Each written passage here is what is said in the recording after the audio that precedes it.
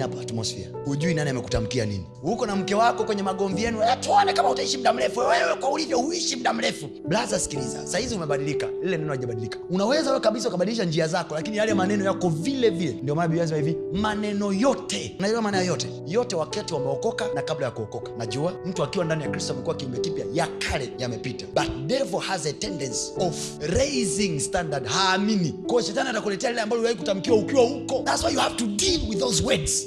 Do you know evil prophecies are so quick than good prophecies? Yani ukiangalia evil and good, they are running together. Evil is so faster. So you need to be very quick in blocking evil. Maneno ya Yesu ya unabii wake yalitamkwa miaka 650 kabla ya kuzaliwa kwake. Yet hayo maneno yamedumu miaka 650 yanamsubiria mtu. Any evil word iliyoko kwenye ulimwengu wa roho ambayo yalikaa ili kumsubiria mtu wa aina yangu, ili amwattack, ili amfanyie ubaya. Today we abort those words. Crush those words. Amen. We break those words. Amen. We destroy them in the name of Jesus. Amen. Only prophecy can be overcome by prophecy. You cannot overcome prophecy by working. Mungu akisema wana wa Israeli wataingia kwenye mji wa Yeriko, wewe jenga ukuta unaojua. Neno la nabii likisema hawa watu wanapita, ukuta ulioweka ni hasara, utapigwa huo ukuta, utadondoka chini, watu watapita. Nothing that you do. Kwa mfano mtu akwambia hivi, wewe hautafanikiwa. Nikwambia hivi, asome shule zote unazozijua. You need another word that will tell you, wewe utafanikiwa. A word to reverse